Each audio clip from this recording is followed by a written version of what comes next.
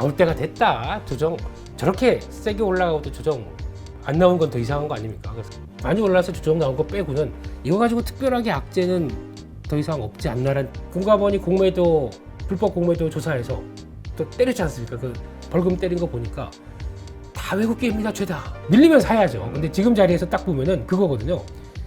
시총 20조대 근처에서는 누가 무지 막고 있는 게 보이지 않습니까?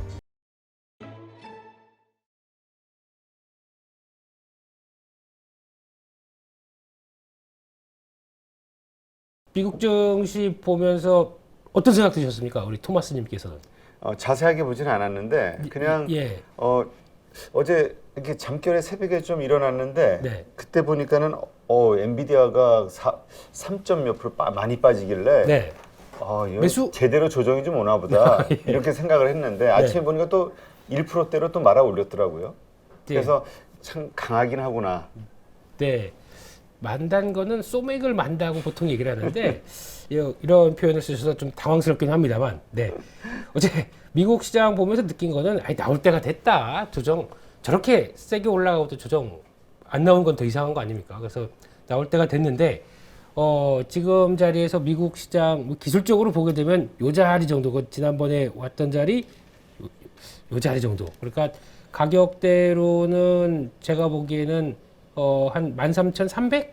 한 뭐 200 안쪽으로는 더 이렇게 약간 묵직하게 내려와도 뭐 큰 변화 없다라고 생각은 들고요. 어제 긴장을 가장 많이 했던 게 그거죠. 파월 의장께서 그냥 파월이라고 저희가 보통 얘기 안 하지 않습니까? 요즘 같은 분위기면 매파월. 매파월. 예, 성이 메시입니다. 네, 그래서 이분이 어떤 얘기를 할지는 대충 정해져 있는데 거기서 강도를 얼만큼 세게 할까가 제일 중요한 사실 아니었을까요? 그래서 거기서 나왔던 거 보면은 뭐 25pp씩 금리 인상 2번 할 수 있을 가능성도 열어놔야 되는 뭐 이런 쪽으로. 네. 그래서 아마 25pp 인상 2번에 대해서 일단 선호한다. 뭐 이런 입장으로 얘기를 하다 보니까 조금 구체화가 됐던 부분들이죠. 그래서 그렇구나. 하지만 몰랐던 사실 아닌 것 같고요. 그래서 그렇게 되면 만약에 지금 기준으로 보면은 한 5점 지난번에 금리 보여줬던 그러니까 금리 경로 보여줬던 점도표에서 나왔던 거 5.6 뭐 이 정도 6%는 못 넘을 것 같고 근데 거의 가이드라인이 나온 거 아닙니까? 란 정도로 해석을 하다 보니까 뭐 많이 올라서 조정 나온 거 빼고는 이거 가지고 특별하게 악재는 더 이상 없지 않나란 쪽으로 바라보고 있는데 오늘 일회성 악재? 그렇죠. 그리고 또 그럴 줄 알았어 이런 분위기. 예, 그렇게 보는데 만약에 이게 좀 심각하게 받아들였다고 하게 되면 어제 달러 쭉 올라갔겠죠. 근데 쭉 빠집니다. 네, 어제 달러는 102대 밑으로 내려옵니다. 인덱스 기준으로 102대 밑으로 약세로 가고 있고요. 또 금리도 10년물 기준으로는 뭐 3.7대 거의 안정. 2년물 쪽은 약간 뭐 반응은 있다고 하더라도 거의 대부분은 금리도 하락 쪽. 이쪽으로 보게 되면 이거와 관련돼서 시장에서 충격을 받았다는 거는 아니다라고 봐야 될 것 같습니다. 그래서 그렇게 보는데, 그러니까 또 많이들 얘기하는 게, 이제 이렇게 되면은 금리 저렇게 많이 올렸고, 2008년도 금융위기가, 2005년, 6년도에, 이제 금리 막 올리기 시작하면서 실업률 막 쫙 올라가기 시작하면서 거기서 제대로 버티지 못하다 보니까 서브프라임 모기지가 가계 쪽으로 넘어가면서 터지는 이런 과정들인데, 이번과는 금리 쫙 올려서 그렇게 나오지 않나 싶은데 중요한 건 실업률은 안정적이죠. 고용은 괜찮다. 그러면 지금 여기서 이제 두 가지 포인트는 일단 실업률 안정적으로 나와 있고 고용에서 큰 충격 없이 그냥 잘 버텨주고 거기다가 근데 이걸 가지고 연준이 꺾을 것 같지는 않습니다. 고마워할 것 같아요. 오히려 고용이 지금 이 상태로 인플레이션 충분히 잡아주게 고용이 안정되어 있는 거. 게다가 또 하나 지금 나스닥이 이렇게 강했던 배경 중에 하나는 작년에 그렇게 많이 빠져서 이어졌던 반작용들 그거에 따라서 그러면 실적이 좀 받쳐줘야 되겠죠. 2분기 메가테크 기업들, 빅테크 기업들 실적 좀 받쳐주기 나오기 시작하게 되면 지금 주가가 올랐던 거에 대한 당위성이 나올 수 있다 보니까 그래서 지금은 두 가지 실적 관련된 것도 좀 뭐 잘 버텨주는지 이것도 봐야 될 것 같은데 근데 어제 보다 보니까 또 놀라운 사실을 발견했습니다.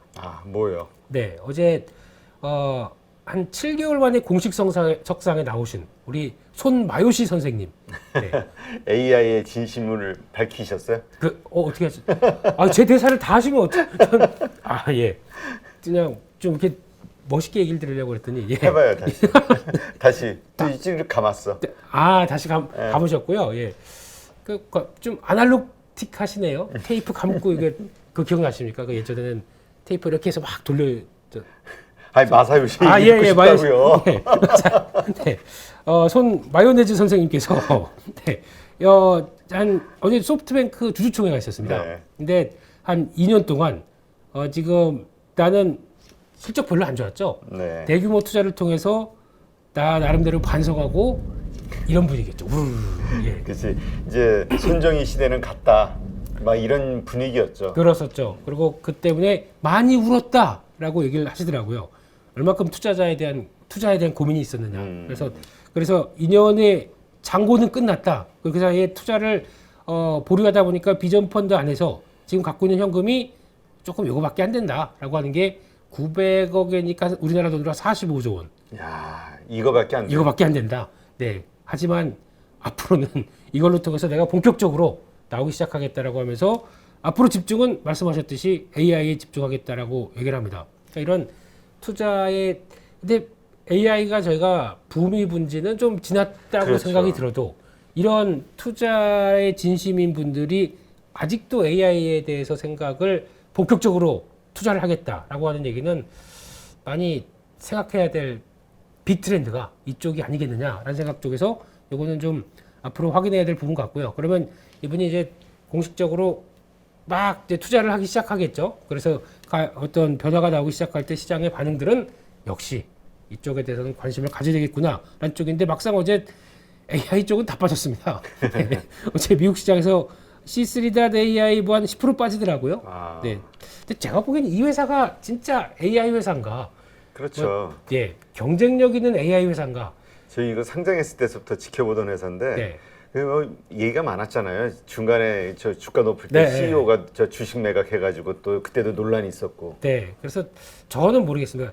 아주 최첨단을 지금 시장에서 바라보는 것만큼 AI가 붙어서 움직이는 것 빼고는 핵심적인 종목은 저는 아니라고 생각되고 있기 때문에 이제 그런 상황 같고 어제 또 하나 특이한 거는 미국 시장 보니까 비트코인이 자꾸 코인 얘기 드려서 죄송합니다만 3만 달러를 돌파했습니다. 그러게요. 한 6%? 그 지금 그쪽이 어제 세게 움직였어요. 그 발표하고 나서. 예, 며칠 전에 한참 또 코인 사기 얘기들 막 나오면서 한 25,500대 밑에까지 가사가 확 물렸다가 이런 얘기 드리면 안 되죠. 예. 하여튼 다시 돌아서는 거 보고 어제 보니까 미국 시장에서 그나마 났던 건 가상화폐 관련된 종목들의 섹터들 좀 움직이더라고요. 바이낸스도 다시 좀 움직이고 그나마 시장 분위기 별로 안 좋았는데 그래서 오늘 국내 시장과 연결하게 되면 혹시 가상화폐 관련주들 저는 매매 안 할 겁니다. 예. 혹시 이쪽이 또 테마가 돼서 움직일 수는 있지 않나라는 생각인데 그냥 테마 쪽으로만 보셨으면 좋겠다라고 생각 들고 있고 또 하나 어제 미국 시장에서 특이한 것 중에 하나가 달러가 약세가 되다 보니까 나오는 현상 중에 하나는 이제 또 구리 가격 살짝 올라가고 그리고 또 WTI가 다시 상승하면서 유가도 올라가고 근데 이게 달러가 약세가 되니까 나왔던 변화 쪽으로 일단 봐야 될 것 같고요. 근데 아직 70달러대가 WTI가 지키느냐라는 쪽에서의 변화 정도로 봐야 될 것 같은데 의외로 어제 보니까 밀 그리고 또 소맥, 대두, 옥수수 이쪽이 한 5%대 2에서 5%대 상승하더라고요. 그러면 이게 보니까 중남미에서 100년 만의 가뭄이다라고 얘기를 합니다. 그래서 그러게요. 계속해서 그런 뉴스들이 나와가지고. 네, 그래서 중남미 쪽이다 보니까 근데 원래 이게 북미 쪽은 또 강우량이 많다고 하고 중남미 쪽은 또 가뭄이라고 하고 이게 전에까지만 해도 뭐 라니뇨가 어쩌고저쩌고 되냐면 엘니뇨? 엘니뇨, 네. 라니냐? 엘니뇨? 뭐 이제는 그것도 수시로 바꿔가지고 저한테 왜 반말하십니까? 밥 먹었냐? 뭐 이런 분위기인데요. 예. 그래서 이게 이렇게 나오기 시작하게 되면은 그래서 이제 반응을 한다라고 하게 되면 오늘 또 혹시나 또 비료 사료 이런 종목들 이거 가지고 또 움직일 수는 있겠다라고 보는데 워낙 변동성이 크고 추세적인 흐름들이 아니다 보니까 일단 혹시나 할 거 없으신 분들은 뭐 또 매매가 짧은 거 매매할 종목들은 되지 않나. 하지만 저는 안 하겠습니다. 이렇게 바라보고 있고요.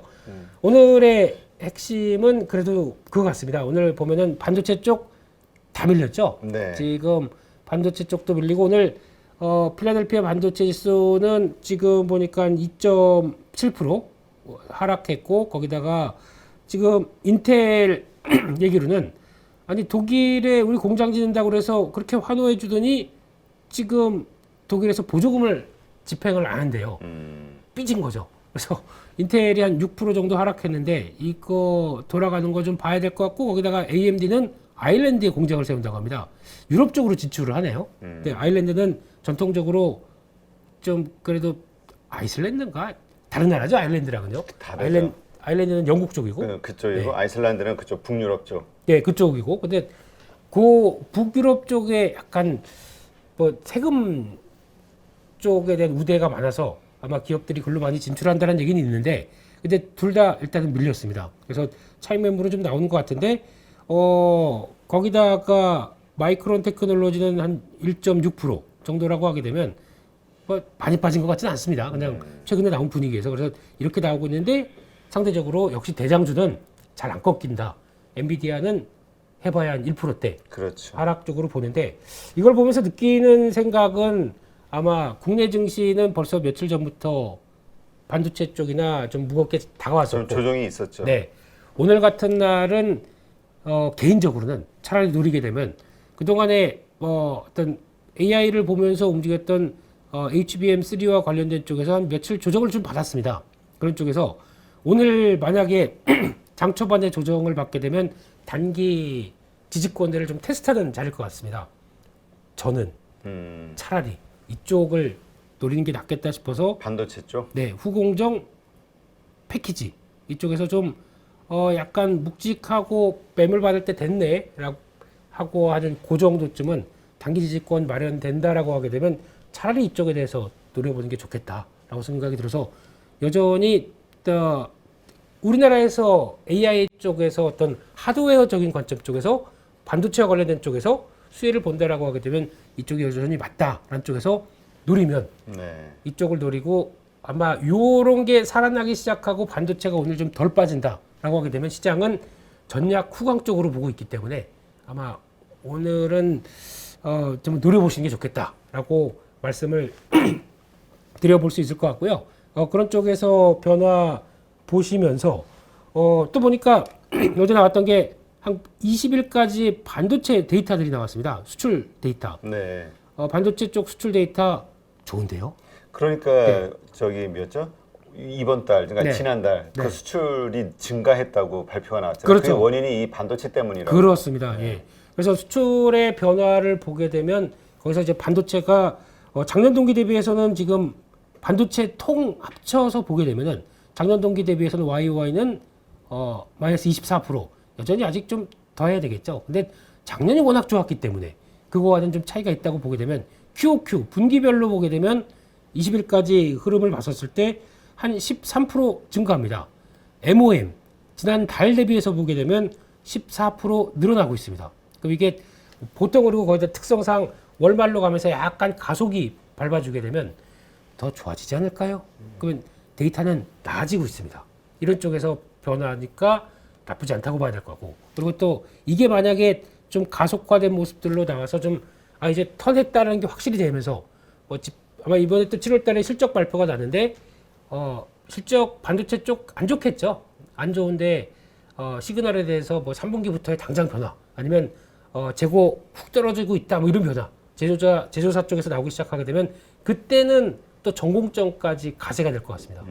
그런 거 변화 보시면서 그러니까 소부장 쪽에 골고루 돌아가면서 그렇죠. 순서가 갈 것이다. 네, 그때는 아마 뒤늦은 만큼 전공정 쪽이 빠르게 또 2, 3일 안에 쫙 또 올라갈 수 있거든요. 그런 거는 제가 보기에는 7월 초 정도의 반도체들 어차피 삼성전자 실적 발표하면서의 변화 그래도 거기 코멘트는 안 나오니까. 근데 아마 마이크론 테크놀로지가 먼저죠. 이거 얘기 나오고 거기다가 SK하이닉스 나오고 하게 되면은 변화가 좀 나오지 않나. 마이크론은 이렇게 보면은 항상 이렇게 좀 설레발을 좀 아유, 그래야죠. 아주 좋을 거라고. 네, 왜냐면 대만에서 대만 쪽에서 많이 그렇게 시키는 것 같아가지고요. 그래서 이렇게 봤었을 때 변화를 보게 되면 여전히 이쪽은 노려봐야겠다라는 쪽으로 보셨으면 좋겠고요. 어제 또 변화 중에서 테슬라가 오랜만에 그랬습니다. 네. 근데 테슬라 보고는 이렇게 올라가다가 좀 여기서 이만큼 조정 나왔다라는 정도로 봐야 되는데 결국에는 테슬라 조정 받으면서 한 5%대 조정 받는데 어제 또 특이한 게 퀀텀 스케이프 네. 이게 전고체 관련된 쪽에서 우리가 앞선다라고 하도 얘기를 많이 했던 것인데 이것도 오랜만에 5% 조정 받았습니다. 그러니까 어제 약간 전고체 쪽 그리고 최근에 그래도 좀 꾸준하게 움직였던 뭐 리튬 관련된 쪽에 리튬 아메리카 캡틴 아메리카도 아니고요. 네, 리튬 아메리카 뭐 이런 것들도 다 조정을 받았기 때문에 아마 오늘 2차 전지 쪽은 좀 묵직할 것 같습니다. 묵직한데 이게 아마 또 호재를 찾는다고 하게 되면 중국의 우리나라와는 상관이 없는 것 같아요. 중국 쪽에서 세금 혜택이 나왔죠. 5,200억 위안 정도 세금 감면 얘기가 나옵니다.